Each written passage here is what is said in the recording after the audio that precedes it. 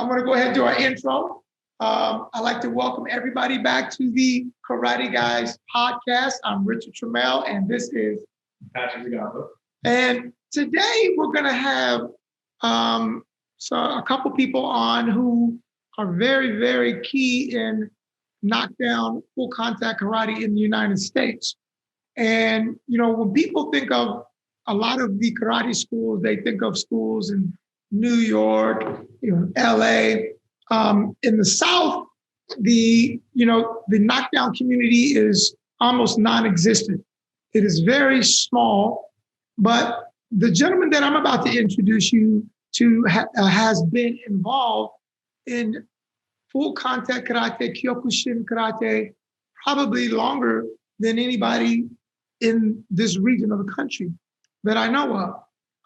So we have a gem, we have a secret right here in the Southeast that a lot of people don't know about, and that is Shihan Buffaloe. He can provide a lot of history in full contact karate, and I know that by us talking to him today, that we will learn a lot, and the listeners will be able to learn a lot about the history of kyokushin and full contact karate in America. So also we have with him, we have an incredible young man by the name of Shihan Buffaloe, who has fought internationally and has fought in Japan, has fought all over the country, and has been doing so since he was a kid. He fought last year in the Kyokushin World Championships, and what a lot of people don't realize is that in this particular tournament, there's no weight class. You know what I mean? So it's an open weight. And even as a junior competitor, I've seen him fight bigger, larger opponents. And he's an incredibly skilled fighter. And what we're going to talk to them about what they do and how they train and how they're able to, like I said, they're not surrounded by a lot of fight gyms like we are here in Atlanta. They are able to do some amazing things, and they've done this pretty much on their own. So without further ado, I'd like to introduce you to the Buffaloes. Rural area of Warren County, a modest house with a plywood shed. Although it's not exactly a shed, it doesn't house tools, but rather a United States champion. He's 20 years old and has been training like this nearly his whole life. Training twice a day, 4 hours a day, 6 days a week. We are very low-key. Low-key? Dad and son in the dojo next door. The dojo, the plywood shed. We do it for North Carolina, and we give the credit to North Carolina. We're proud to be from North Carolina. When so many competitors are from other parts of the world. The Japanese are like, North Carolina car? Like, what? What is that? Where is that? Shihan Buffaloe. クリスチャン・バッファロー選手 Competitors around the world know him. 相手の技を巧みに避けながら As a kid, I got into it because it was something that my dad was doing. This is Shihan Buffaloe back in 1988. We trained in the kyokushin karate. Always aiming for the best technique. So you really have to train hard to be able to fight in our style. It's very different. Aren't you tired? Yes, sir. But it's gotten to the point I've done it consistently for so long that that's just the lifestyle. Shihan at 11 years old. And that's when everybody's like, who is that? The tournament champion. That's who. Even when I was 14, the kid was bigger than the referee. Shihan at 9 years old. Do you feel powerful? Os. That means you bet. Are you glad this came into your life? Yes, sir. I'm thankful for it every day. Shihan at 9. Shihan at 20. And Shihan in January 2020, when he won the championship. For the whole United States. Yes. That was so amazing. Yes, sir. I couldn't believe it. The fact that he's able to even compete at all is a miracle. training here in rural Warren County. There's been times I've worked as many as 3 jobs to be able to get him to these tournaments and championships. The people you're competing against, are they training in fancy dojos in big cities? A lot of them are. Here, it's just Christian and his dad, Ken. Humility is at the core of what we're doing. And dreams are too. Do you aspire to be a world champion? Yes, sir. That is that's the highest goal.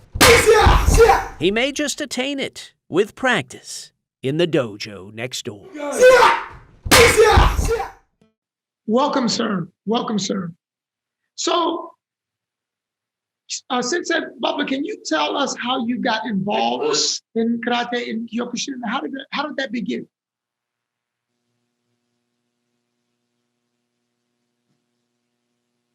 I started training in the really early 1970s, 1971 actually, under Shihan Oyama, Yes, sir. who had a dojo at that time, White Plains, New York. Later, he moved over to Fairfield, Connecticut.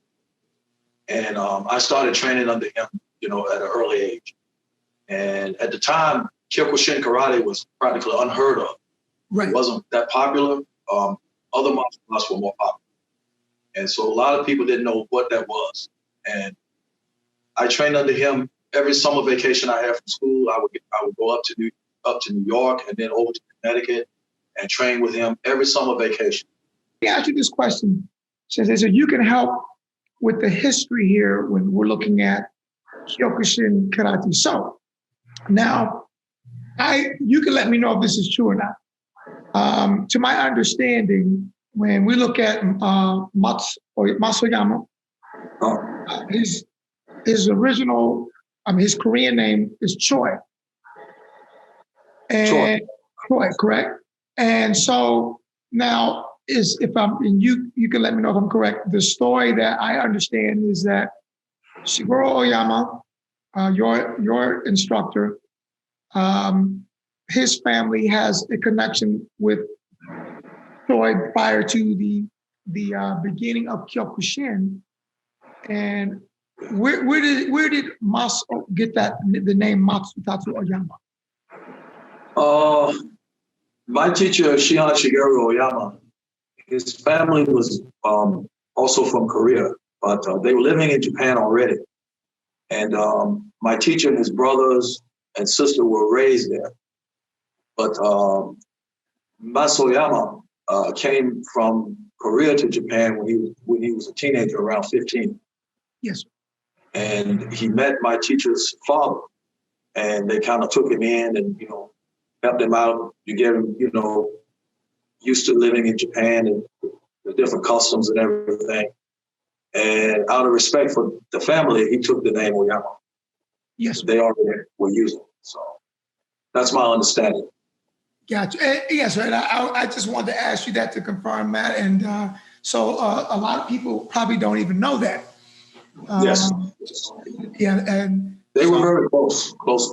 Even though they were not related, they were very close, like family. Yes, sir.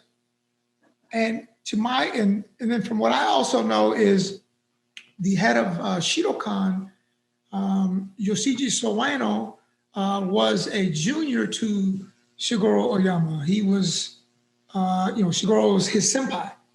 Yes, and yes. I know there was a very strong relationship between the two of them. And yes.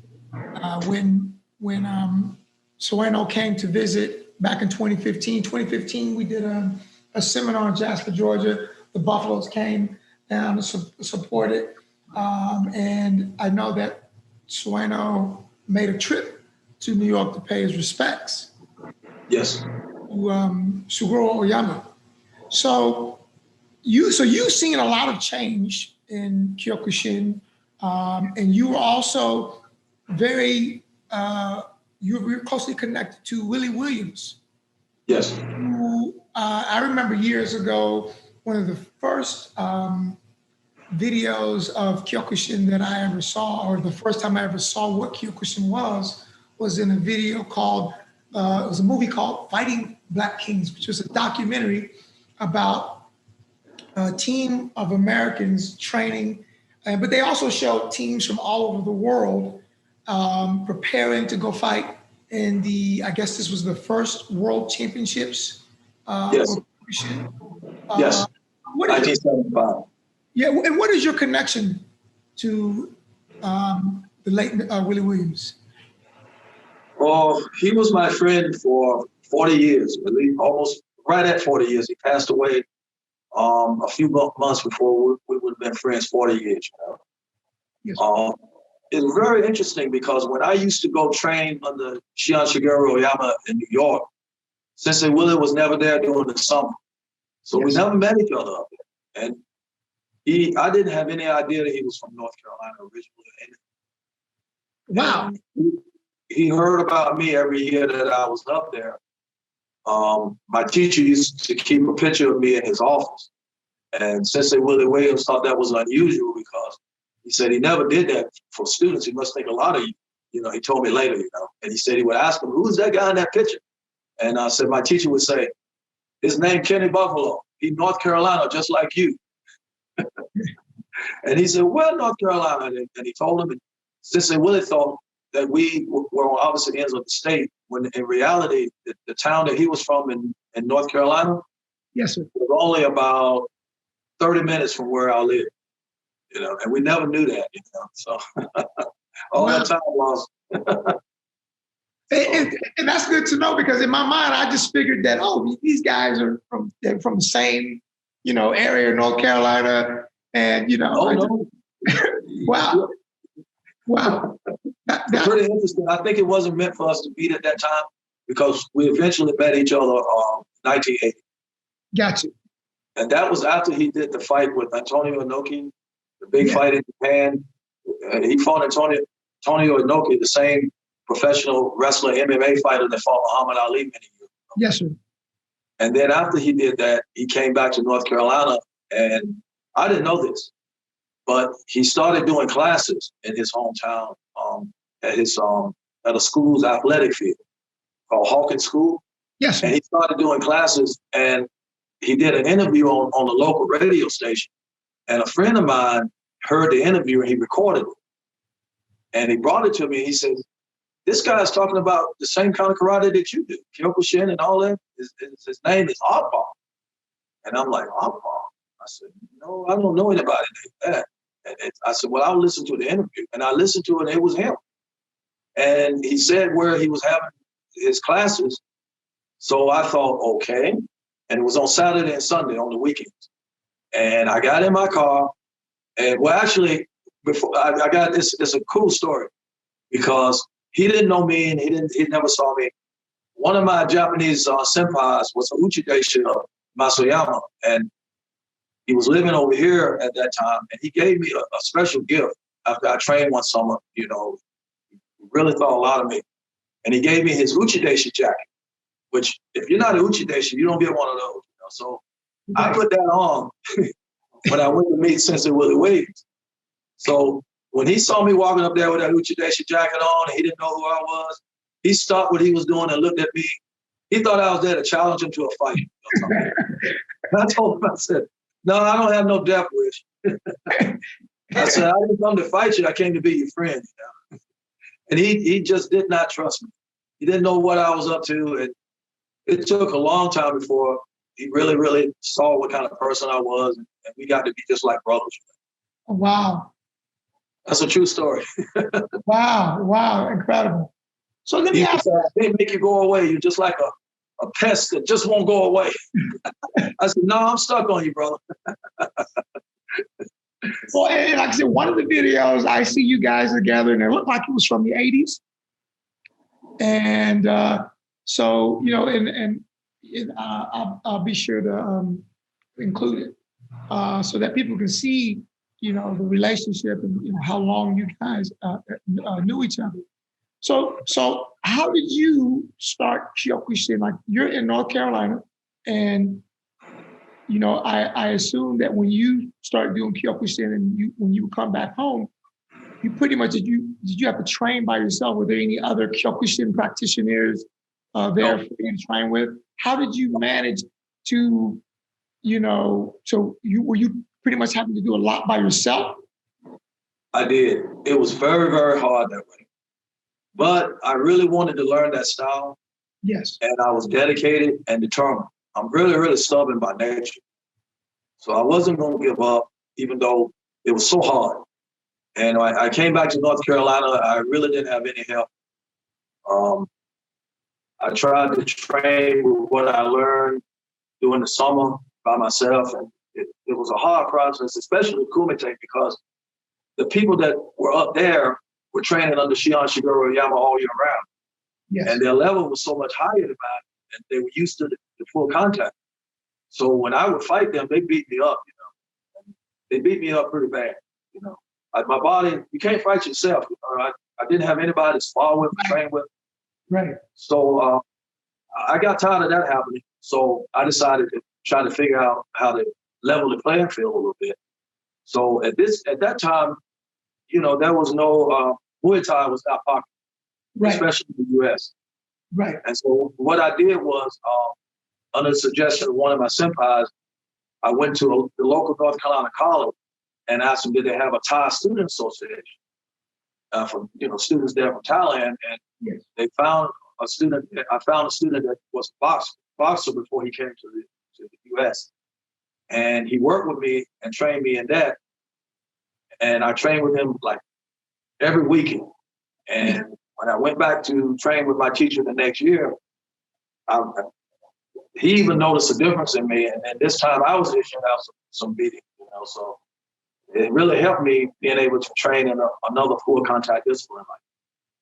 And that was, oh my God, that was like 1977, maybe 76, I think.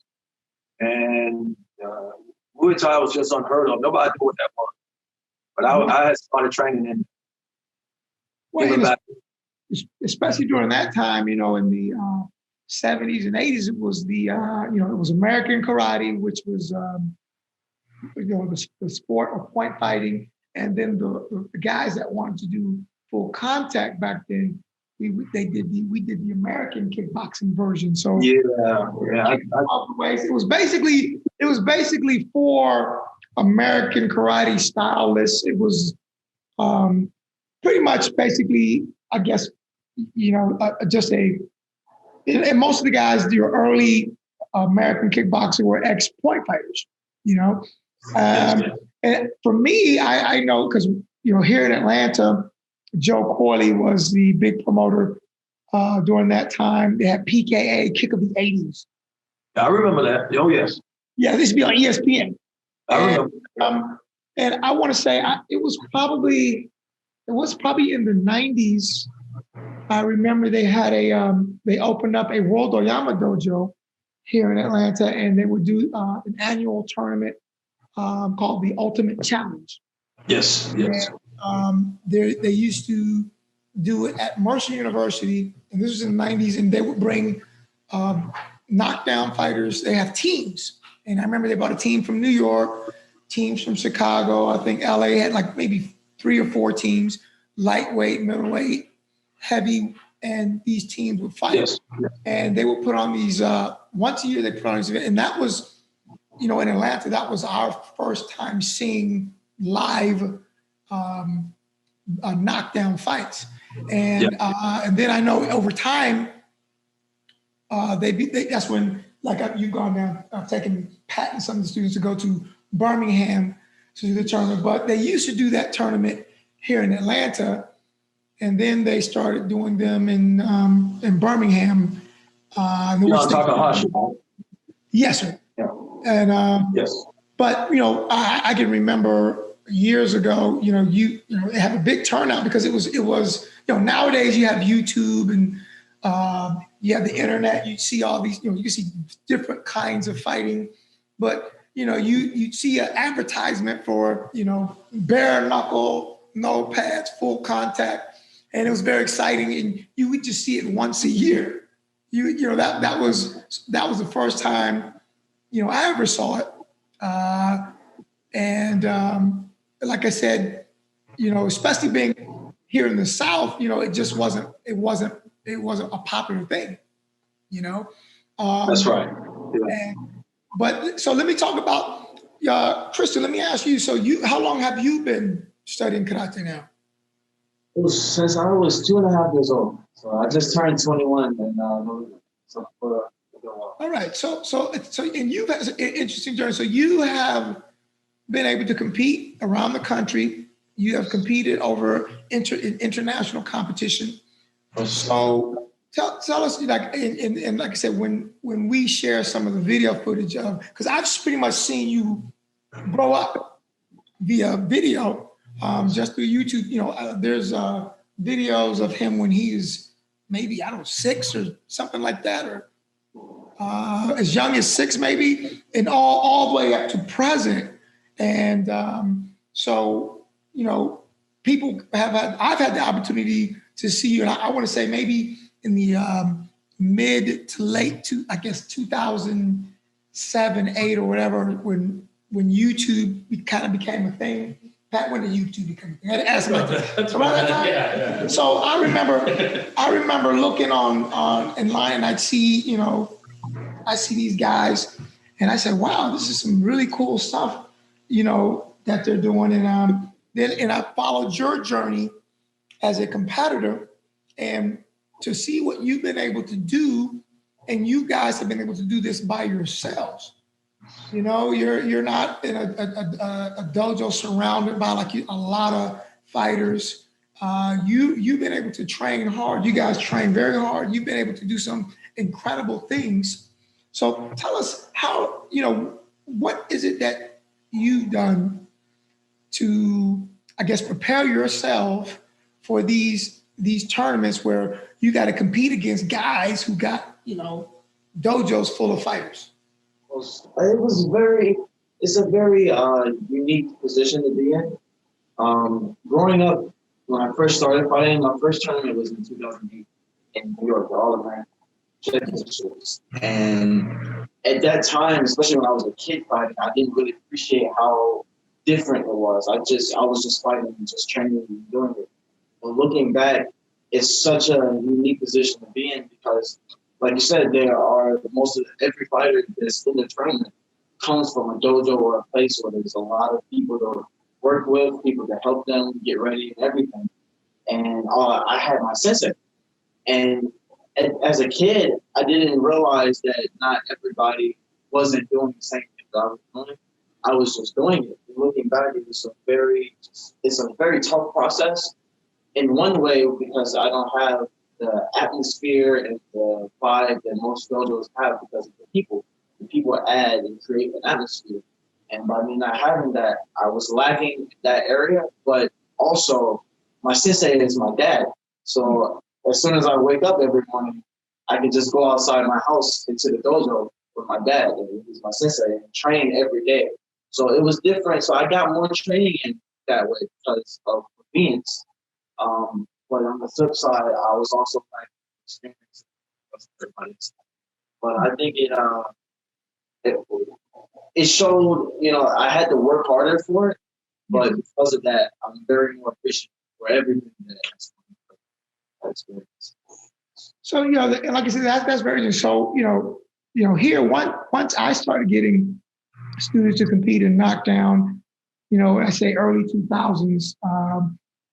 You know, I established Shidokan Atlanta Dojo officially 2001, and I started I had the privilege of at least 3 knockdown tournaments a year. During that time, there was World Yoshikai in Oxford, Alabama, which is about an hour from Atlanta.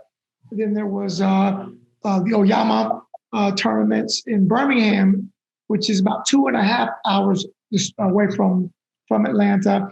And World Oyama, they would do 2 tournaments per year. They would do one in the fall and one in the spring.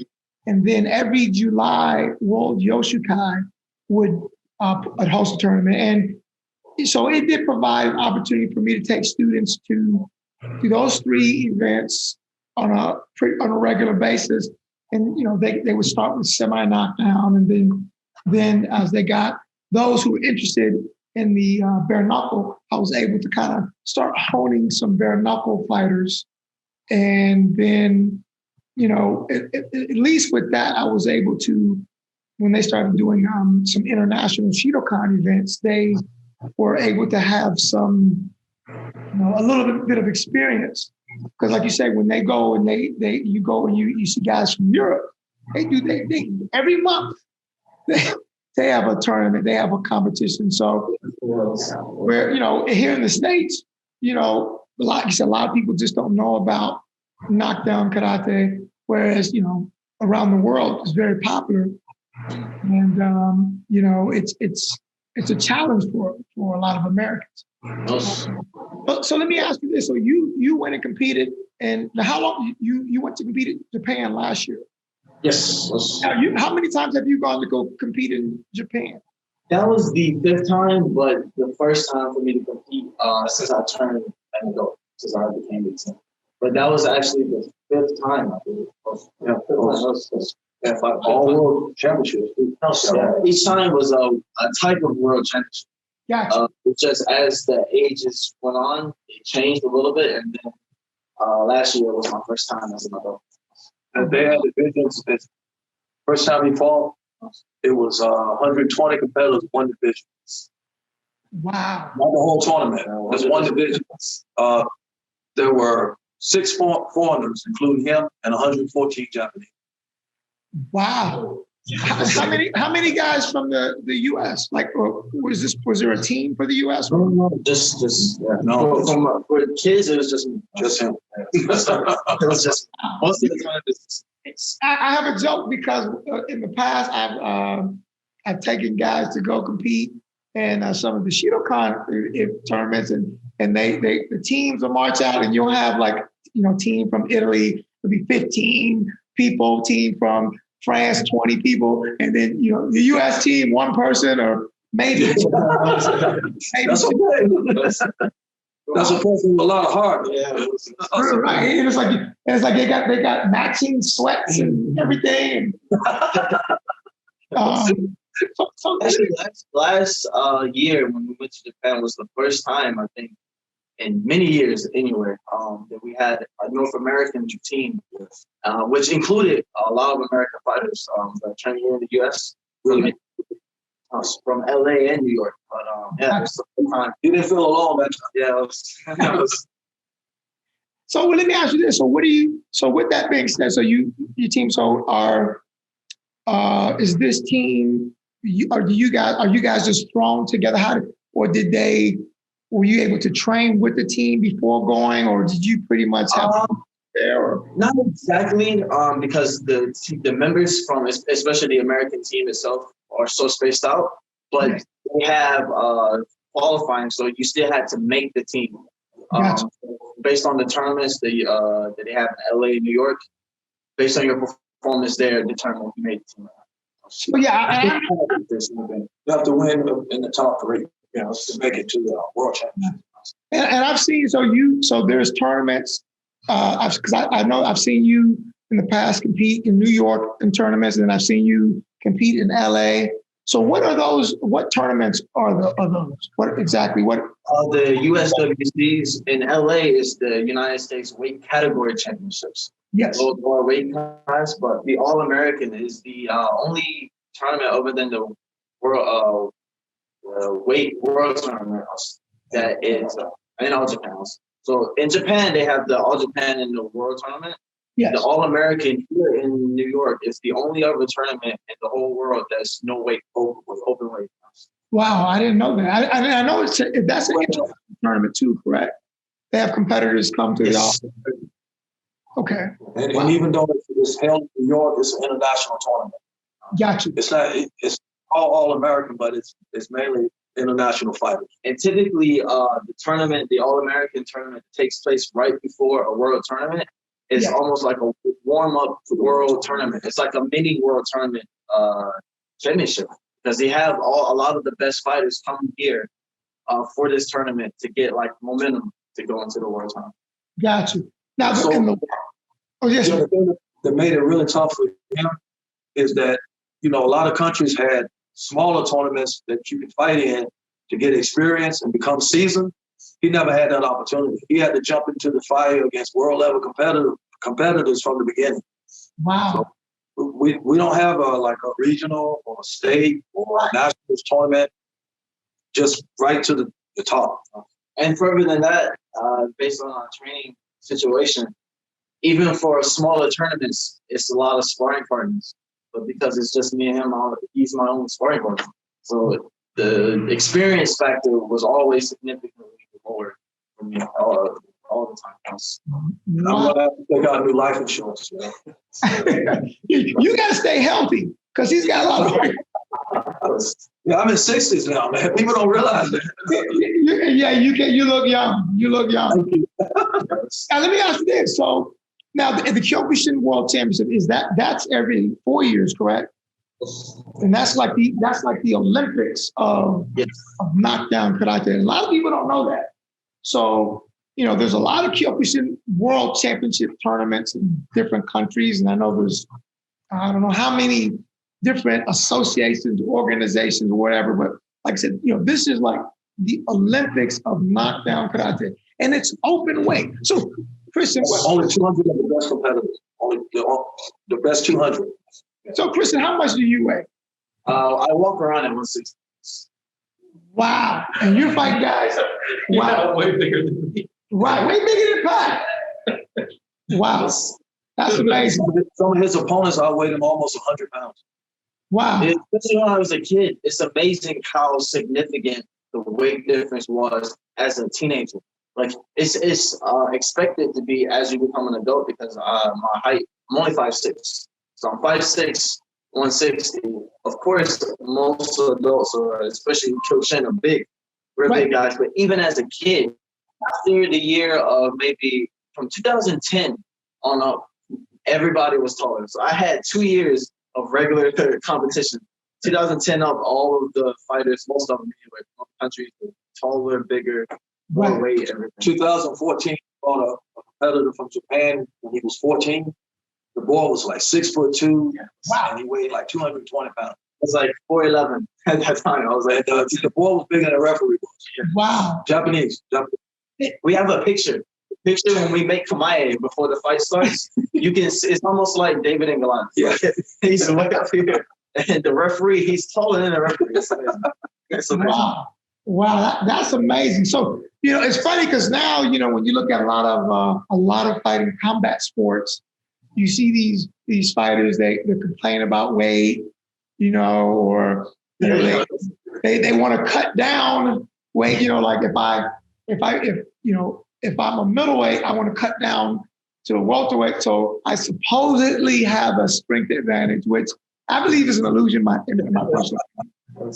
But everybody makes this big deal about weight. And in Kyokushin, like you say, there's many times where there is no weight, or even in tournaments where they have weights, it might be 2 or maybe 3, but there's a big, right. I mean, there's no weight thing, whereas in fight sports, you got every 6-7 pounds is another weight class. Yeah, it really teaches you how to make the best of whatever situation that comes, because you can't change it. Both people are their weight, so you have to just do the best. You have to make the best of the situation. And what a lot of people can't, unless they've experienced, is knockdown fighting is different. It's like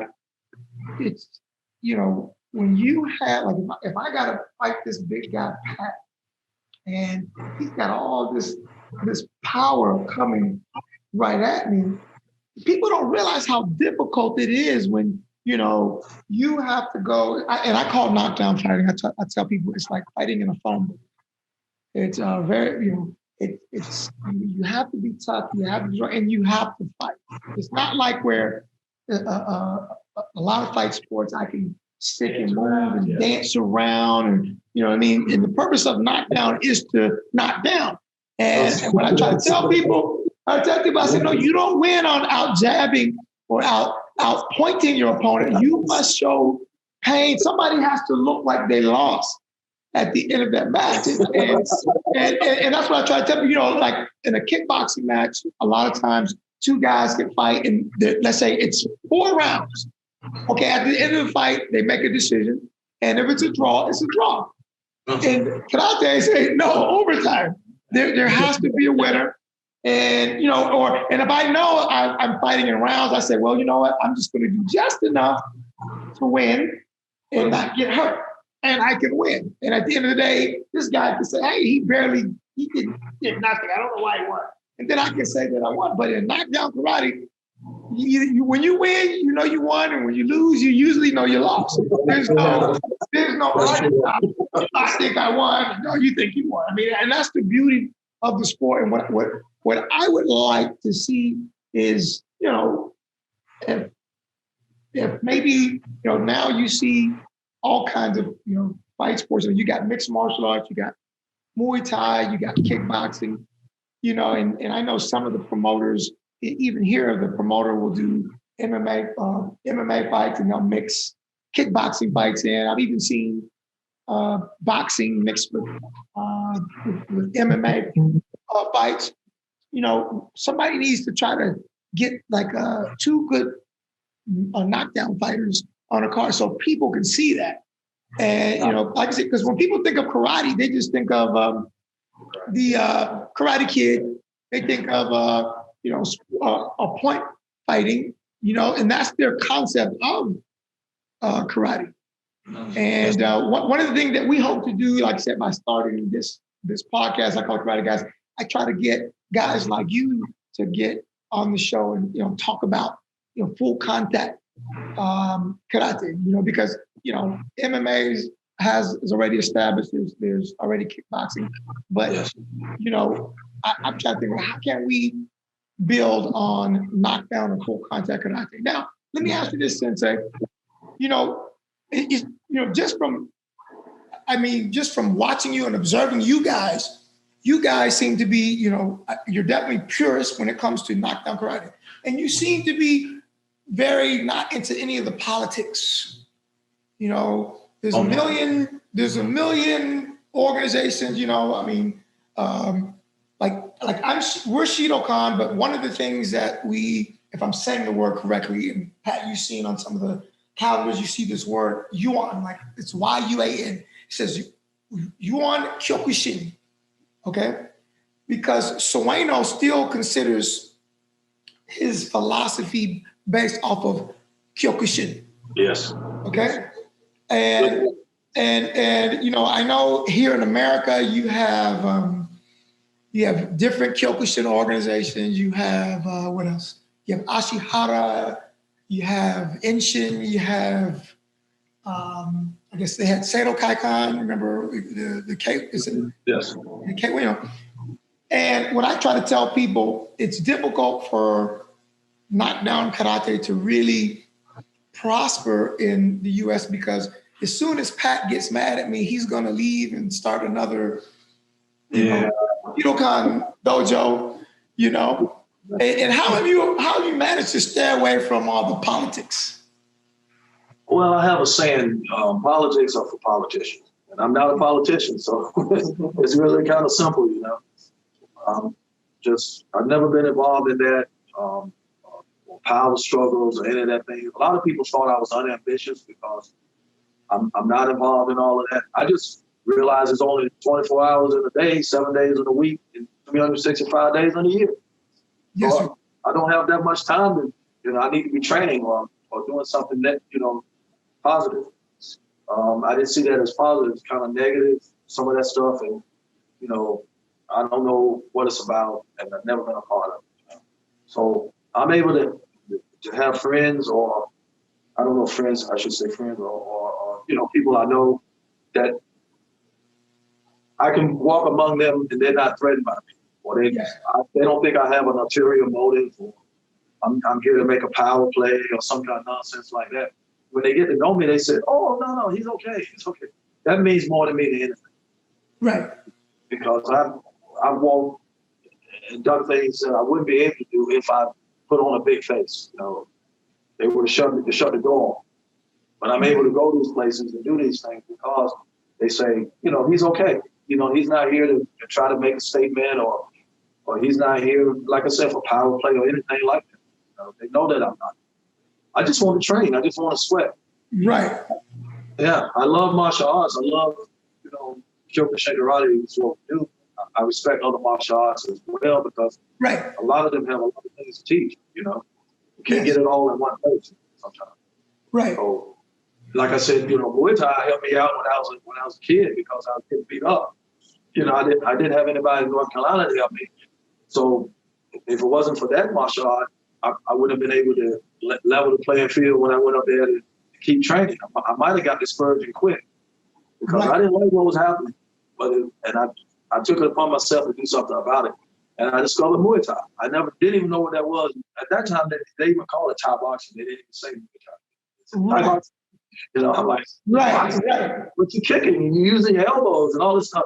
Oh, in my country, this is how we fight. This Thai guy told me, He was so nice. His name was Pete, He helped me out. So God bless him wherever he is, Well, with that being said, since you mentioned that, so I noticed when we look at the development of kyokushin, and a couple things, when you look at the first video or the documentary Fighting Black Kings, when you look at fighters like Royama, Ninomiya, a lot of, so you see, and then you see in that video, you see, okay, the way that they fought then, and then you remember, I guess it was Sato who won it, correct? Yes, Katsaki. And you saw the things that Sato was doing. So in the video, you'll see people training a variety of different ways, and you see, I guess, the most modern training method. Sato was running. He was running bleachers. He's lifting weights, and it looks like he's kicking Thai pads. And then he did a lot of clinching knee. And, whereas you see guys like Royama with the open stance, a reverse punch, it looks like he probably was Shotokan maybe. So you can see like the I guess guys that were Kyokushin, but you could probably tell that they came from maybe Shotokan or some other traditional. I think that was because in the early days, Kyokushin had a lot of influence from other styles because of Sensei Masayama studied Shotokan and Goju. And Kyokushin at that time was evolving. Yes. And I think by the late 1980s, early 90s, it evolved into a distinct style. That's what I think. And it also, Kancho Matsui, Shokei Matsui, he brought Kyokushin into the technical age. And it became a lot more technical, From the old days when you saw it was just stand there and just fight it out, guts, just fight guts and spirit. But fighters started moving and using angles, different tactics, and different tasabaki, different things. And that forced Kyokushin into the technical age. So what we see now is a really evolved style of Kyokushin fighting. For sure. Yeah, for sure. Involved in that, yeah. I'm so thankful that he's involved in that. And so what I was going to say, I noticed that, it looks like you say, from the early days when you look at now, like you said, you mentioned your experience in Thai boxing. And I know Sueno, when he was a young Kyokushin fighter, he went over and visited Thailand and was, when he opened his dojo, his first dojo, he had karate and kickboxing. Yes. And he always had a Thai trainer on staff. And I remember years ago, I visited the old Hombu dojo, which is in a different location, but it used to be 3 levels. It had a Thai boxing gym on level 1, and then a karate dojo, hardwood floor, traditional Japanese dojo on second floor, and the third floor was kind of like a dormitory and area for visiting students could come. They were visiting from other countries. Good setup. And so, but it's but like you said, the influence. It seems to me, like you said, that during that time, as the Kyokushin developed, they started taking training methodologies from like arts like Thai boxing, and incorporating that into the karate. Yes, I think the reason for that is because Muay Thai boxing is a very practical style. And a lot of the techniques they do have been, time tested as effective, because I think for 500 years they've been doing this sport. Yeah, so that's a long time, you know. And Muay Thai is involved too. If you look at it now, it's different than it used to be. And I Yes. think the Dutch forced them, the foreigners that went to Thailand that had great boxing skills, forced them to change that style because they were getting knocked out. Right. You know, I have a friend in Japan named Toshio Fujiwara. He's my friend. He was the first foreigner to ever win a stadium title in Thailand in 1978. He broke that 500-year undefeated streak when he did that, you know. And he was trained by Shihan Kurosaki. Yes. Yes, that was kyokushin, and then later he left and he helped start kickboxing in Japan.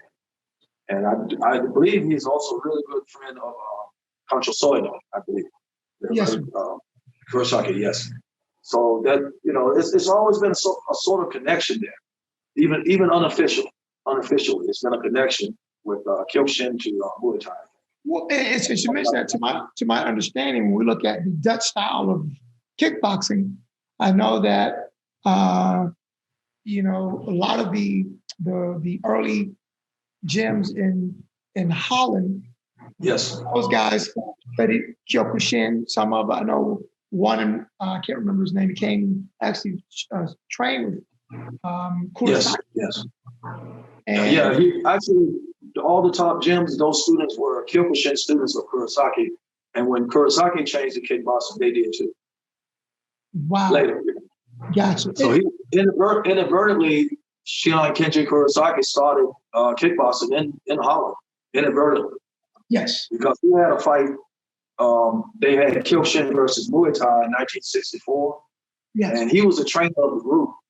And two of the fighters couldn't fight for whatever reason, and they needed three. So at the last minute, without training, he stepped in and took the fight so they could have three fights.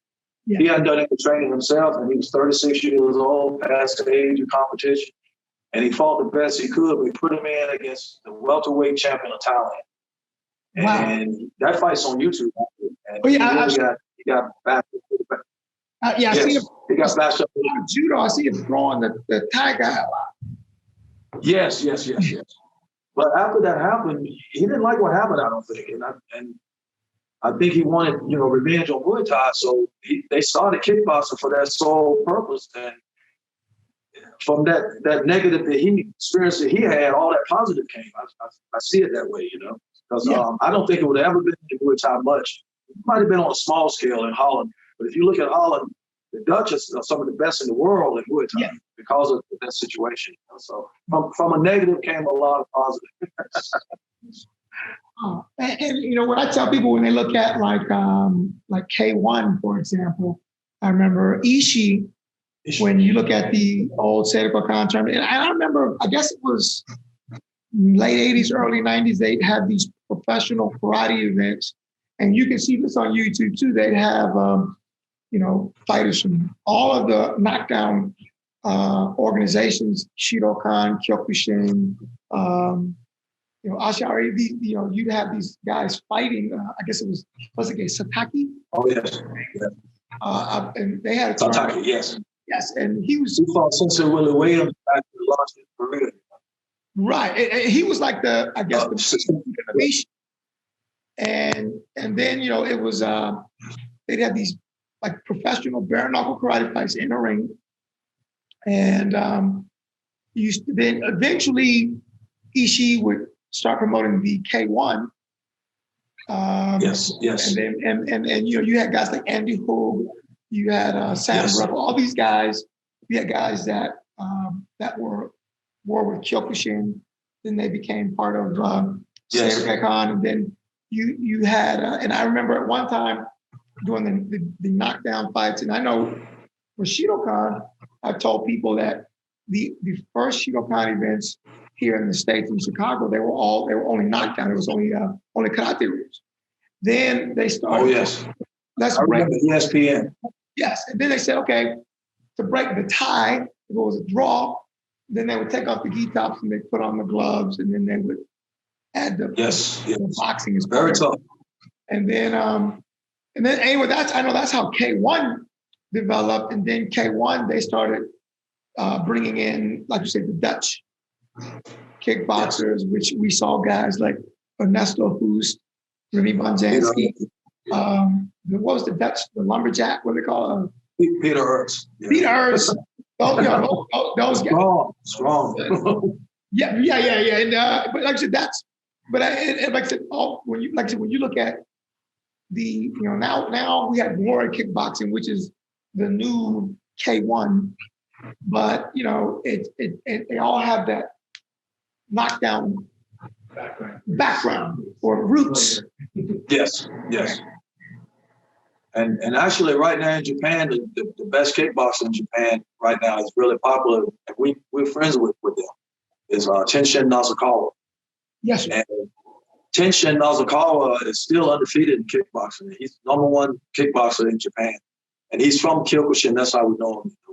We know his family really well, and he was the one that fought Floyd Mayweather Jr. a couple of years ago in a boxing match, which was a mistake. But anyway, he had the guts to go out there. He took it on a 6 weeks notice. Yeah. It was supposed to be a freestyle fight, but Floyd pulled out. And then they the Japanese wanted to put the fight on somehow, and they asked him what he wanted. He said, "I want a strictly boxing match only." Right. Someone sent a video of Tenshin, and he saw he didn't want any part of that stuff. Well, and to my understanding, I know Tenshin, and a lot of people. I tell people Tenshin still won because he made a lot of money off that fight. Right? But he made $1 million. He went, and the thing that was funny was Floyd Mayweather made $8 million. But they actually paid him $9 million because they paid him an extra $1 million to take Tenshin out in the first round.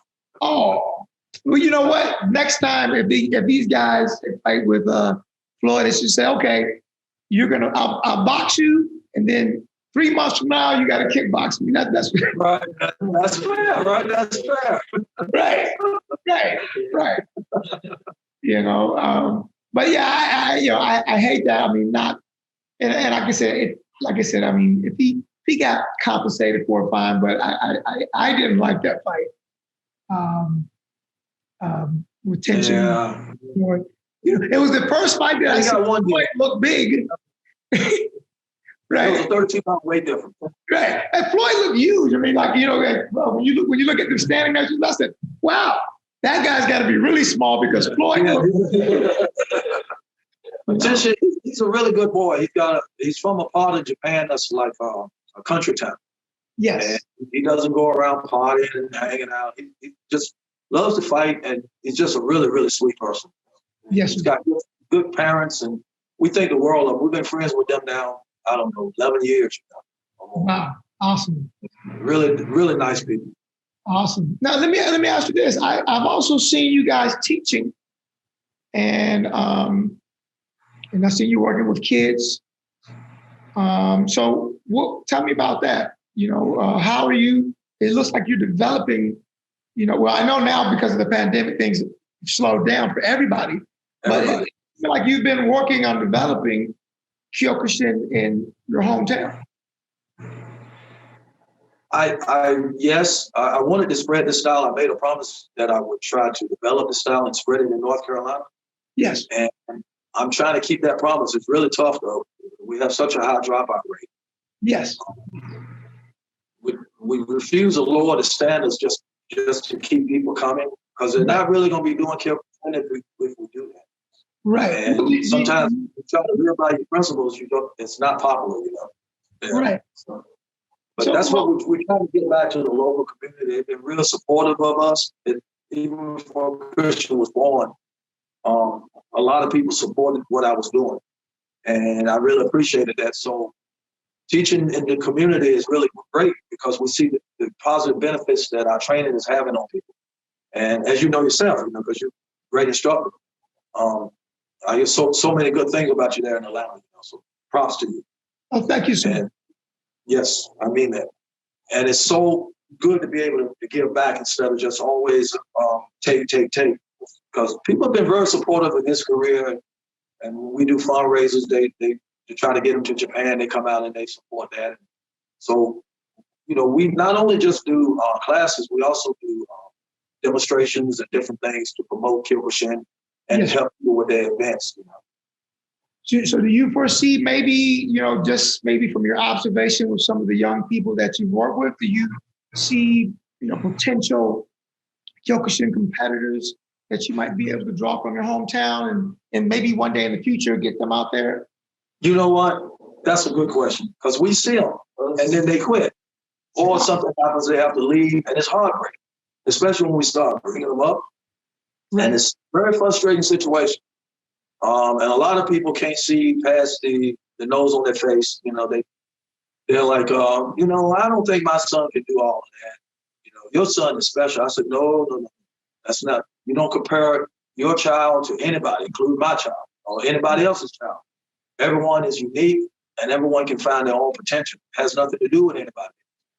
Yes. I said, your child, you don't even know what he can do. He doesn't know. Only God above really knows.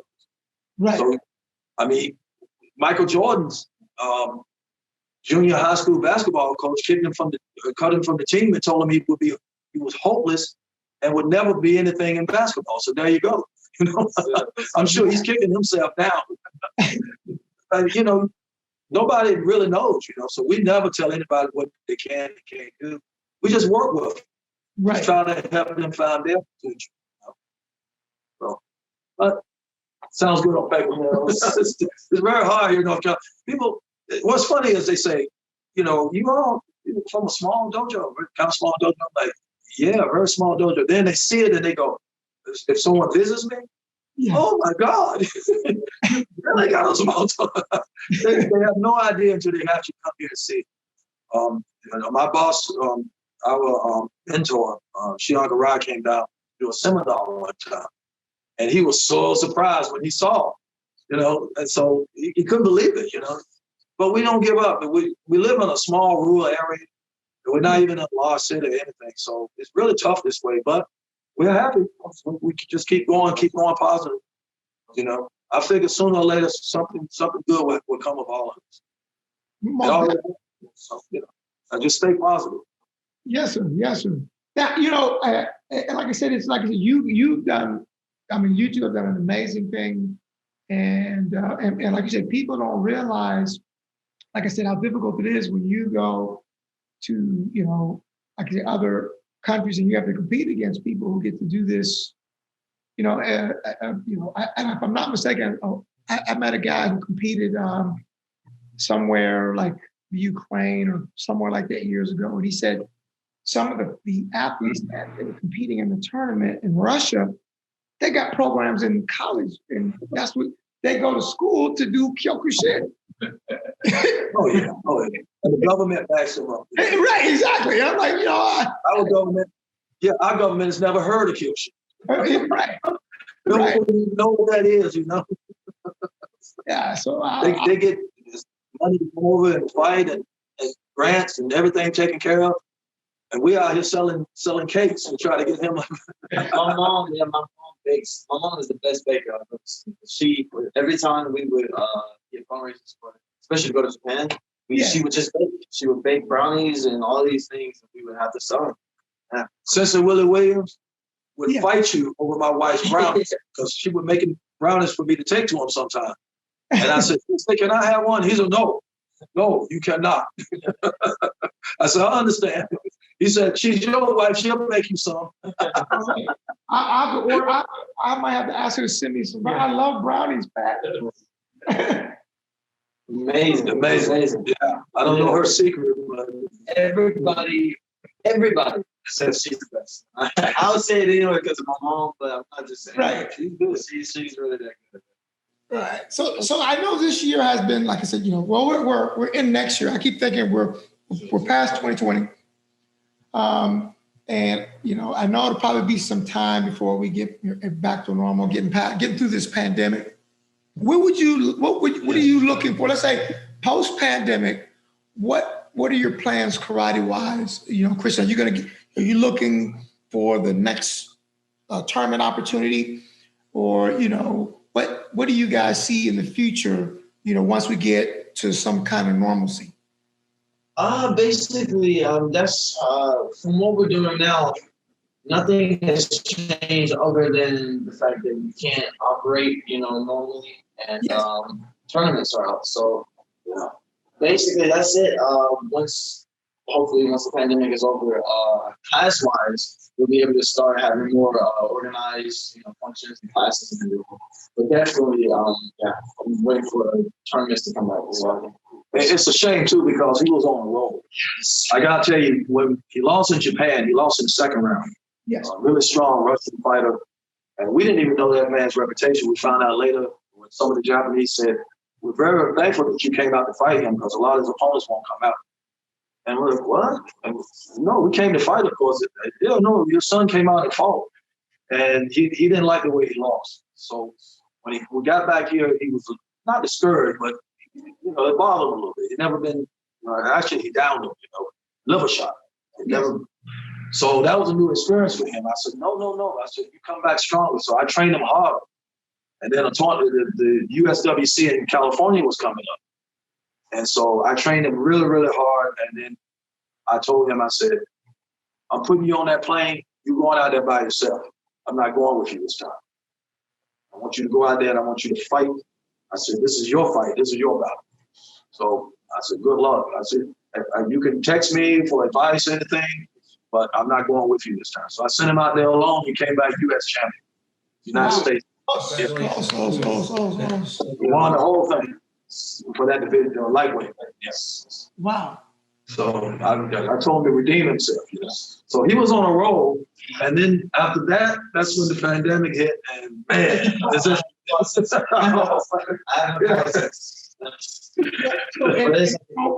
what are you doing? Are you still making yourself get out and train hard and just getting ready, waiting for that next opportunity? No, so we still train every day, but it's just unfortunate circumstances right now. Right. I did, the class environment, because even though there are other students and the level, there, a lot of kids and everything, it's still nice training with a room full of people. The spirit, everybody's keying. It's a good feeling. So the atmosphere is great. So not having that is a little unfortunate, but it's hoping. I know it won't last forever. So I'm just waiting for it to get back to normal. And so I guess like right now you're 21, right? So you have so many. You have a lot of opportunity, a lot of years ahead of you, and so you still have that drive. You're just going to keep on. What do you see in the future? You want to go back to another Kyokushin World Championship? Oh yes. Fighting wise, I see no end until I see the end, and so I know that I can't fight forever. But as of right now, I don't see myself stopping. Stop fighting. So I'm just gonna fight until I feel like my body can't do it. But I'm just looking forward to competing in any environment. And I want to say that, and I mean this from the heart, I'm very, very grateful and thankful to the Kyokushin organization in Japan for offering him all these opportunities, because no matter how hard I train him, if he has nowhere to go, no proving ground to go, he won't really know. Right. I can't offer him these world championships. I can train him, but I can't offer him all these great opportunities. And our mentor, Shihan Buffaloe, and Shihan Liz in New York, has been so supportive of him from the beginning. And I'm so thankful to all of them in Kancho Matsui in Japan. I'm very thankful for them for doing that, because I don't know what he would be doing. Probably fighting in a smaller tournament. But tournament is tournament. But, this is great to really have his confidence and have him become seasoned and very experienced. He told me, world tournament, what did you say about all those people? It's just, I've been fighting since I was 8. Yes. And I've been to Japan for world tournaments before, even as a teenager. The Teen Elite Championships was just like the next step right below the actual world tournament. And none of those experiences will like be in the actual world tournament. It's like so huge. It's such a huge experience for the people, the fighters, just the stage. The stage itself is actually bigger. The actual mat is way bigger than, most of the tournaments that I fight. So the whole experience was such a big thing. It was amazing. I told him he was going to be overwhelmed. The fight time, that's the beautiful thing about fighting. And I guess it's only a thing fighters can understand. Yes. Once the fight starts, everything goes away. So once the fighting started, I was okay. But warming up, I was so not nervous or anxious, but had so much like pre-energy, before the fight. I was just so hyped up for us. Well, I mean, like I said, that is the Olympics of full contact karate right there. So we have I'm going to call you an Olympian. He's our Olympian. Oops. Actually, kyokushin was this close to getting into the Olympics, but they voted for not just kyokushin, but full contact not to be part of the Olympics. I don't know why. That's no politics, but they were going to have two styles. Like they have wrestling with Greco-Roman, and then they also have freestyle wrestling. Two types of wrestling. Right. So they were trying to pitch it that way to have Sunome point system karate and also full contact. Yeah. Yes, but it didn't work out, because I was hoping he would get a chance. Yeah. Well, my theory to that is, like I said, if at least I know, like I guess the sport karate is that World Karate Federation. Yeah. They because they have, I guess, one unifying body, and I think with the knockdown styles. Like you said, there's so many, and to get everybody to, agreement, that's difficult in and of itself. And I think that's the only thing that hurts. What's that? Yes, exactly. Which is unfortunate. It's unfortunate. Yeah, I think we wanted the world to. Yeah, and so for years have been asking us. Yeah, what is it y'all do differently to others? I mean, telling them, it almost sounds like I'm making it up. Y'all don't do all of that. I'm like, I'm telling you the truth, And, yes. It's not like I'm trying to put us above anybody. I'm just explaining it's different. But nobody listens. So I thought, okay, now that it's going to be in the Olympics, that's before it was out, I said, now everyone's going to get a chance to see it. I was happy about that. I just felt I was in the fight. But I wanted, people that I know to be able to see it on a world stage. Right. Yeah. Well, all right. Well, you have any question? Of course. I'm going to go, since you both be my senseis, I'm going to go with Kristen being Camp, and then you being Sensei Buffaloe, just to remove any confusion. So, Sensei, what is your favorite action movie? Okay, I didn't catch it. Can you say one more time, please? One more time, I'm sorry. So I'm going to call Sensei Kristen Buffaloe Champ, and then I'll call you Sensei Buffaloe for these questions. I'm going to hit you with a bunch of one-liner questions. The first question is going to be for Sensei. What's your favorite action star in action movie? Sorry. Oh, man, we're not. Is it sound? I think the sound. Yeah, we can't hear you. Yes. It could be my mic, could be a little. Okay, we got it now. Okay. So, yes. Okay, sorry about that. What is your favorite action movie? Oh, favorite action movie. Favorite action movie? Wow, there's a lot of them. I would probably say Rocky IV. Okay, I like it. Rocky IV, and not just because Dolph, and I know Dolph, but not just because he's in there, but I thought that was a really good action movie. Yeah. So have you trained with Dolph Lundgren? I know he's. I have before, yes. Wow. And that was a long time ago, though. It was in 1988. Wow. What's your answer, Champ? Oh, that's a good question. I think I did grow up watching all the Rocky movies, but I think Creed might be a little bit more my time. If that makes sense. Yeah. You got the old school. Rocky is like Rocky, and Rocky will always be the Rocky movies, but Creed is more like, it's like I always tell people in terms of basketball, Michael Jordan is a great basketball player. There's no denying that, but Kobe Bryant was more my time. So I prefer Kobe over Michael Jordan just because I'm there. I grew up watching Kobe Bryant. So Creed is like the same thing. They're both great movies, and they're not comparable, but Creed is more of like what I relate to more. Okay. Sensei, what's your Action favorite? movies, I don't know. It's a lot. Yeah, we look at a lot of. Rambo is like Yeah, really good movie. he's not playing. He's not. Creed 2 is like a really good movie. Yeah, like I've asked that question maybe 10 or 11 times with different people not from our gym, and Jean-Claude Van Damme always comes up. This is the first time we're getting. All right. Yeah, Sylvester Stallone had it, so I'm glad for the variety. All John Clyde had was that little split kick. That's all he had. Well, this is the champ over here. He's not in for the flash. He wants the real stuff. Oh, okay.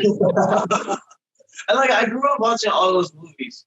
But actually a movie that I don't know if a lot of people, especially in the US, don't know about. It's actually a samurai movie called Lone Wolf. That was the movie that really stood, because I watched a lot of martial arts movies growing up.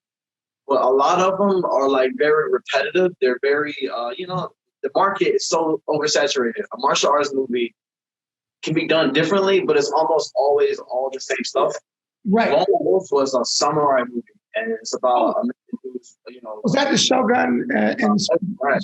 So it was so different, and so as a kid, I don't remember the first time I saw it, but I was a kid watching it. It was so amazing. It really changed my whole view. He had a little boy in a baby car. Yes. Lone Wolf, and he was the executioner who's being chased. Oh, that's an awesome movie. You didn't see that? Sensei Willie Williams actually. Lone Wolf and Cub, yes. Awesome movie. Lone Wolf and Cub, that's it. Yeah. Sensei Willie Williams actually met the actor in Japan. He was talking about how short he was. Really? He looks huge on screen. Yeah, oh yeah. Yeah, great actor. And actually his brother was the director of those movies, was also Zatoichi, the blind samurai. The blind samurai. You see that? Okay. And Zatoichi, yeah. And he directed all those Lone Wolf movies. And they brought those movies were so good. Yeah. Oh yes. Also, what was that one? Was the one-on boxer? Original name? One-on boxer. You used to call it Chinese professionals and the one-on boxer. We like that one too. It's a movie. Jimmy Wang Yu? Is it Jimmy Wang? Yes, Yes, I remember that. Where he came, the karate fighter from Okinawa cut his arm off, and he came back and got revenge and all this stuff. That's really a funny trip out movie. Yeah, we really like that. So movies like that really stuck with me. Because most martial arts movies, right? They just go. You can't even follow the storyline or anything. It's just like a similar line style made. It's a bad guy, and then the bad guy beats up the good guys. Good guys end up somehow one good guy ends up winning. Against all the bad guys. It never happens. Yeah, he usually killed my brother, and I got to get revenge for my brother. That's the story. Same story. Yeah. You know what's gonna happen before it happens. So what's your favorite striking technique? My favorite, I'm sorry. Striking technique. Or how about I can't really technically I can't choose one, because personally I feel like I need to know a lot to fight. But one that I guess Jordan Mashigiri is like always it's a great technique. Roundhouse kick, high roundhouse kick. But ones I really like to use in fighting is a low kick, which is I guess not as flashy or not as a special technique as people would think, but low kicks probably one of my favorite striking techniques. How about you, Sensei? I'm sorry? So for your father? Sorry. Striking technique. For me, Jordan Mashigiri. High roundhouse kick. Yes, Yeah, when I was in my prime, I got most of knocked out with that one. Also. To the face. Also. What are your favorite martial artists? Yeah, your favorite fighter or favorite martial artist? Favorite martial artist? Ooh, so many. Very hard to say. Oh, how about this? By time period. Yeah, do you mean currently or do you mean? In kyokushin. Oh, kyokushin. Oh. It's a lot. It's very. My fighter. Well, I don't know.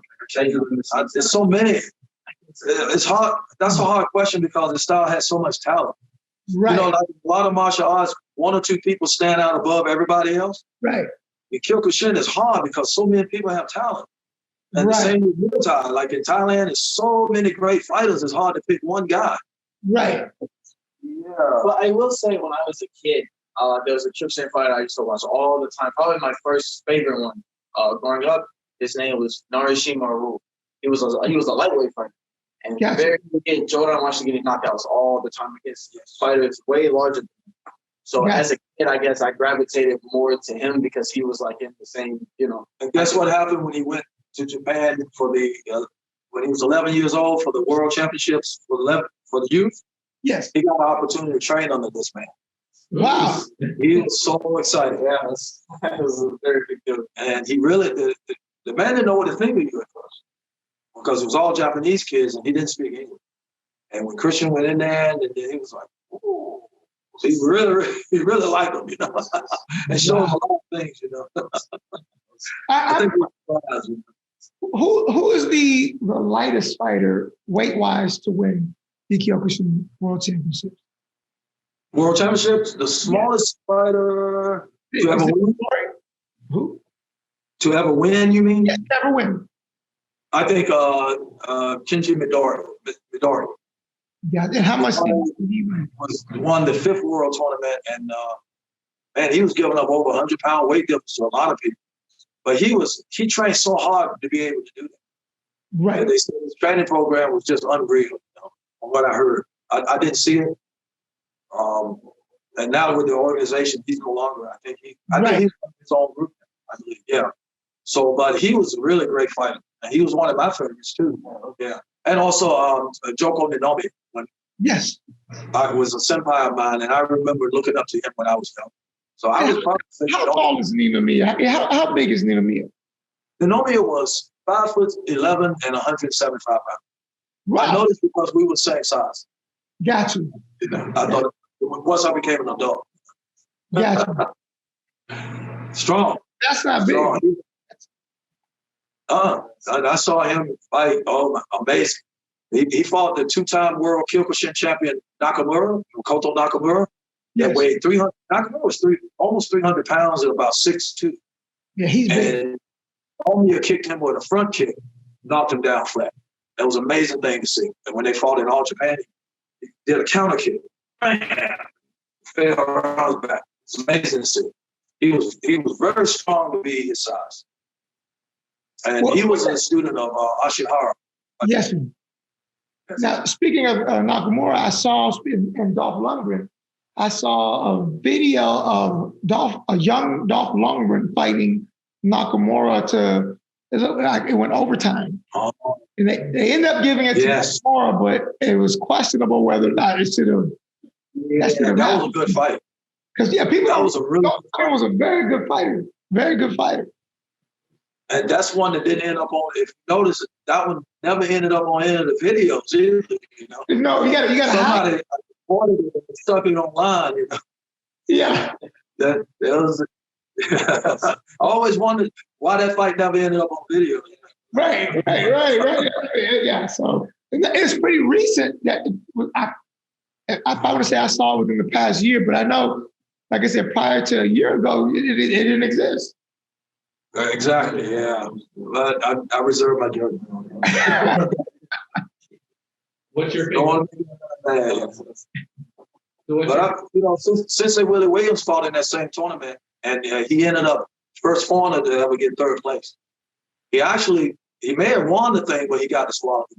Right. Well, he was disqualified. I'll put it like that. Right. Yeah, and I've seen him fight with. There was one fight I saw, and I want to say Sueno was the referee. Yes. And this guy, it kind of got out of hand, but his opponent never got penalized. And it was, it just didn't look right. Well, I remember that's the one he got disqualified, that fight. Right.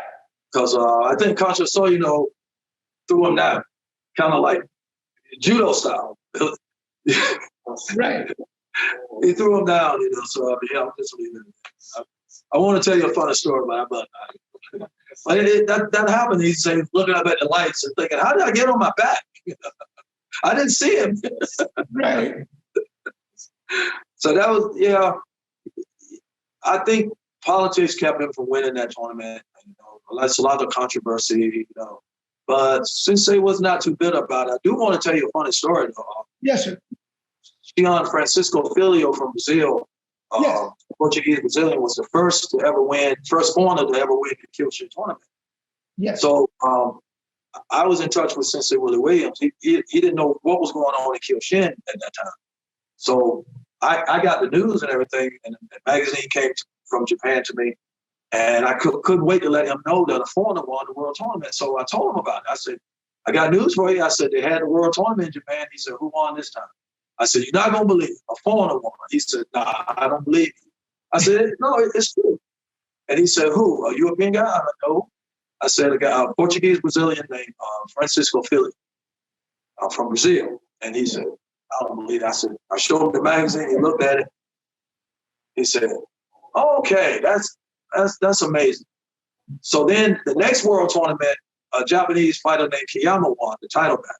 Yes. But then 4 years after that, another foreigner won. It happened to be someone else from Francisco Buffaloe's dojo in Brazil. That was an African Brazilian with dreadlocks. So that time I saw Sensei Willie Williams. I said, we had the world tournament again. He said, oh yeah, what happened this time? I said, you're not gonna believe this. I said, we got another foreign world champion, non-Japanese, you know. And he said, who? I said, a black Brazilian with dreadlocks. And he looked at me, he said, now I know you lied. That is funny. No, that's true. And I showed him the picture. His name was Eric Silva. Great fighter. And he said, times has really changed, ain't it? I said, yeah. So I always thought that was pretty cool, you know. Yeah, it was very difficult. I mean, the like I said, for those of you who haven't seen the Fighting Black Kings, be sure to watch it. You had, like I said, Willie Williams. You had, Charles Martin? Yes. Great. I don't want to say he got cheated, but it looked like it was questionable whether or not he should have been going to the, in the finals. And then you had, and not just him, you had, what was the guy? William Oliver. William Oliver. Then you had, so talented, but he was small, you know. Yeah, very small. And then another talented guy is Howard Collins. Is that his name? Howard Collins from England. No, he corrected me, so I better say Wales. You know, yeah. He was from Wales. So he'll get mad if he sees this podcast. He'll say, "Didn't I tell you before I was from Wales and not England?" So, Sean Howard, I know you're from Wales. So those were some good fighters. They were all incredible fighters to watch, and a lot of history. In karate. Yes. Yeah, it's been very colorful. The one thing you can say about kyokushin is never boring. It's like I won't say a drama or nothing, but it's always interesting, you know, and it's passionate, and it's right from the heart. That's probably why it's the way it is. You know? It's never dull. No. I've been training 50 years, you know, and I've never, ever. This year will be 50 years. I've never, ever been bored or, not interested, you know?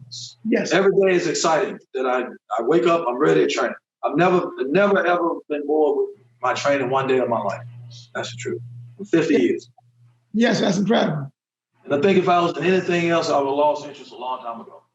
I do believe that because I know my personality. Yes. I get bored pretty easily. Now, Sensei, I know you I've seen some pictures of you. Who's your favorite rock band? Favorite rock band? I know so many people in that business also, you know. Yeah, I've seen you in various, musicians. Are you a musician by chance? Oh, no, and I can't sing either. I couldn't even carry a tune in a bucket. And I can't play anything. I just love music. And I don't know, favorite. Maybe I don't know. That's so many. Again, it's very hard to say, you know. Rock bands. Wow. It could be anybody. How about you? I know you like Guns N' Roses. How about you, Chris? Do you like rock? I mean, because So growing up, I had a very unusual musical upbringing. My father was very into classic rock. So like from the 60s on up, 50s not so much, but 60s. So like the Rolling Stones, Led Zeppelin, we go all from the 60s all the way to the up to the 80s, late 80s, early 90s, something like that. No 2000s. But so classic rock and blues. I listen to blues every morning just about before I would go to school. After we would train, on the way to school, he would put in a Johnny Winter CD and we would listen to blues. He was my buddy here. Yeah, he passed away.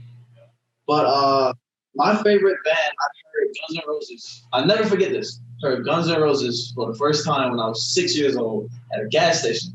And I think Sweet Child of Mine was playing. And from that moment on, it's been my favorite band ever since. But growing up, I came to realize that Guns N' Roses had broke up. Yeah, the original band anyway was no longer together. I was always sad or disappointed that when I got older, I would never be able to see my favorite band play. And just by a miracle, a couple of years ago, they had like their first reunion. It had been like what, 20 years they were 20 years. They tried it one time and it worked. And then they went out on tour and then he took me to see Guns N' Roses twice. So we saw them back to back 2 years. So never say never. Yeah. So yeah, I was very happy about that. But yeah, I music, we started like, so I grew up with rock and into metal, southern rock, not so much country, maybe a little bit of country, but more southern rock than country.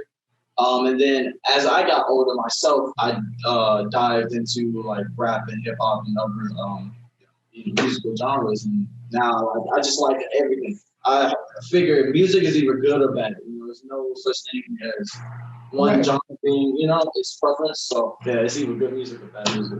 And you know, with karate, they say with true Budo karate, martial arts, the thing that's closest to martial arts is music, and then after music, art. And when I found that out, I'm like, that must be why I love music so much. And I love to write too. So recently, at least for the past 5 years, I've been songwriting personally, just for myself, just to put words out and structure songs and do things like that. I can't. I'm not musically inclined so far, but yeah, songwriting has been something. He was playing guitar when he was a kid, and my buddy Johnny Winter, you know, because he knew Johnny. Johnny, I took him so he could play for Johnny. He played a little bit. He wasn't too good, but he come along. And Johnny told him right then, pick it up, brother, and never put it back down. And he put it back down. We were always getting ready for tournaments. So yeah, I was always training. He was busy. Yeah, my training overtook my music time. Well, at least, like I said, you're writing some songs, so maybe you'll be, you know, you have a future as a songwriter. Maybe. I take pleasure out of sounding poetic. You know, even speaking. I'm always prided myself in having a vast vocabulary. Even as a kid, spelling and things like that were always something I exceeded more in, as opposed to math and other things. So I've always liked sounding well, you know, when I speak. I always made sure too, when he was growing up, even though he was doing training a lot, I wanted him to have as close to a normal life as possible. So I made sure that we did a lot of things away from karate. You know, like I remember one time I took him to an amusement park and I said, you know who's here today? He said, yes, Sensei's here. I said, no, Sensei's not here today. Dad is here today. We're going to have some fun. You know, I told him just like I said, I left Sensei at home. Right. I always made sure he had a good time. Yeah. And we would go to WWE. I grew up watching WWE as most kids did. And it took me to a few WWE shows. And monster truck shows, all kinds of stuff. And concerts. So that's why I come back to music. Concerts. In terms of fighting and concerts is what really killed me for the coronavirus, because it's such a normal thing for me to fight and for me to go to concerts. I probably went to like 5 concerts in 18, 19? Yeah. And now, this year. So, but as a kid, we would go to concerts all the time. We went to Ozfest and saw all the bands at Ozfest one time and a few times. Yeah. All lots of bands. So, like I said, this year will be a better year. And you know, I hope you're able to get back on the road and do what you love doing. if people can get it together and realize we need to pull together, we're all Americans, And, I know that there was a Japanese prime minister, someone came to the country a long time ago and had to apologize because they made a statement that one of the reasons U.S. is because so many different kinds of people are pulling different ways, and said and made the point that we in Japan are all one people, so we pull one way. They didn't mean any harm, but they stepped on some toes when they said they had to apologize. But they did have a point there. Right. We need to pull in the same direction. Yes. We're all Americans as a country. Yes. So we don't get into the politics or anything, but there's a lot of nonsense going on right now, and hopefully this will blow over and people will wake up and realize if you keep pulling the opposite direction, you're never going to get anywhere. But You're stuck. Unfortunately, it's never put into perspective until tragedy happens. Yeah. Tragedy is the only thing that brings people together immediately. Otherwise, people lose perspective of, I guess, their countrymen. That's true, because if you remember 9/11, Yes. everybody was on the same page for about 2 months. Oh, everybody was, I'm so happy to see you, everybody hugging me and everything. And as soon as they kind of died down, people back up to the nonsense. Right. That's human nature, I guess. It's not good enough. Which is silly because Silly. we're all the same flesh, all the same blood. And maybe the pandemic, I just said this, maybe this pandemic, like I said, unlike other like single events, it's kind of dragged out for a year or so. Maybe it was something to kind of get us to kind of rewind and recheck ourselves. And Yes. I hope so. fix a lot of I hope things. that's what it was. Maybe that's what this time period was. I don't know if you've been watching the news since then. One of the positive ways to look But at it. no, what I'm saying is, Yeah, we all have a it serious brings experience now. it's Yeah. brought things to surface so that now, okay, America is in a situation where it has to go further. It has to iron out all of them. That's what I mean. Yeah, no, I'm just joking. But the So- news is crazy. I'm Right, glad to focus but- on martial arts and not be watching politics. There's nothing else that lifted the veil off so people can really see how people really feel. Nothing else. Yeah. Exactly. So like I said, it's just maybe like I said, this is a long pause in everybody's lives to kind of get back. Okay, you know what? Now we need to start moving in a positive direction. That's what's going to happen, guys. I see it. I hope so. Yeah. It's hard to talk sometimes. A lot of human behavior and instinct, unfortunately, is chaos. A lot of people tend to go chaotic at times of when we need more strength than ever, people fail to step up. But then there are other people who do step up. So Yes. Our martial arts training kept us grounded and kept our sanity. So we're so thankful for that. Yes. We follow them. We do a lot of online training with our Shihan Garage. It's like everything's just going as normal. Yes. So thank God for that. Kept everything in perspective for us, And I think that martial artists in general, that really train for that. Part of training is to adapt to any situation that comes. So I think that it's more helpful for us. We didn't struggle as much as normal American people who aren't used to people shaking up their lives or aren't used to change so much, or at least drastic change.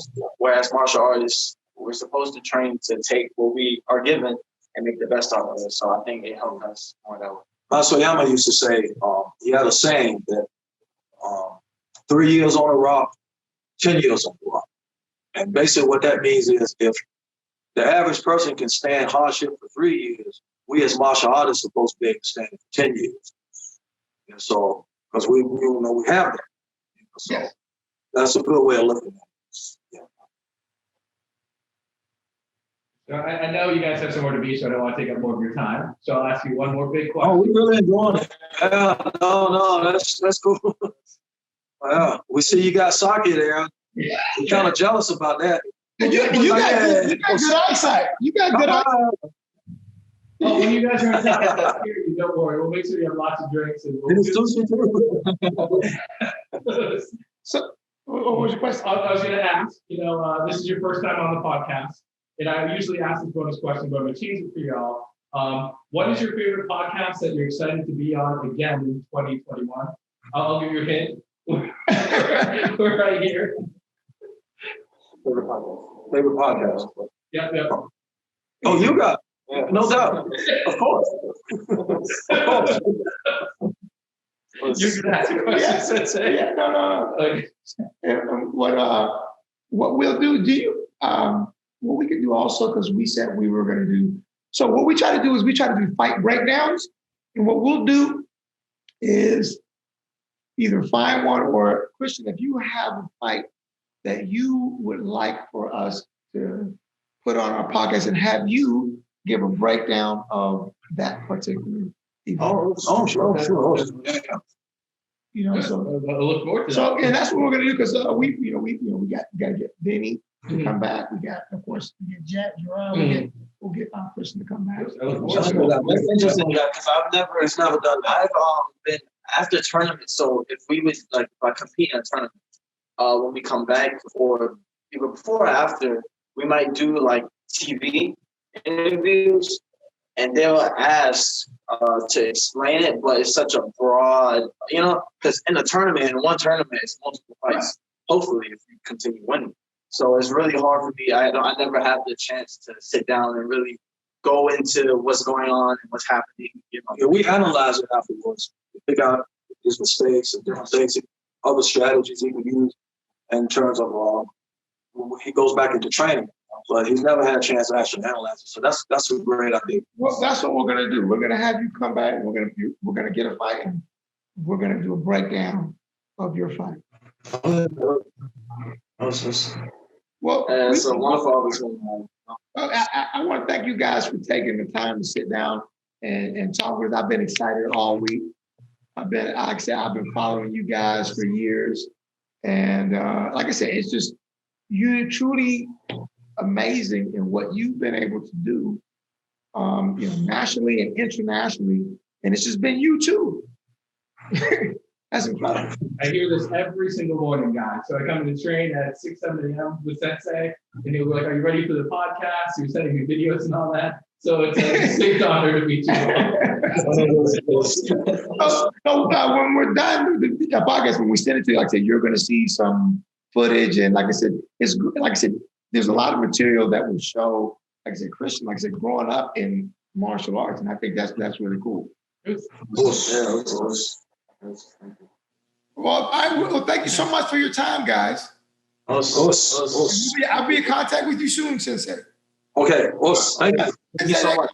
I know you go by Sensei, but I'm going to call you Shihan, because to me you are Shihan. That makes Truly. it easier. You are really you are Shihan. So I thank you. So Sensei and Shihan then. Yes. Yes, that'll make it easier for me next time. Sensei, Shihan. Yes. Quiet. Thank you guys. Os.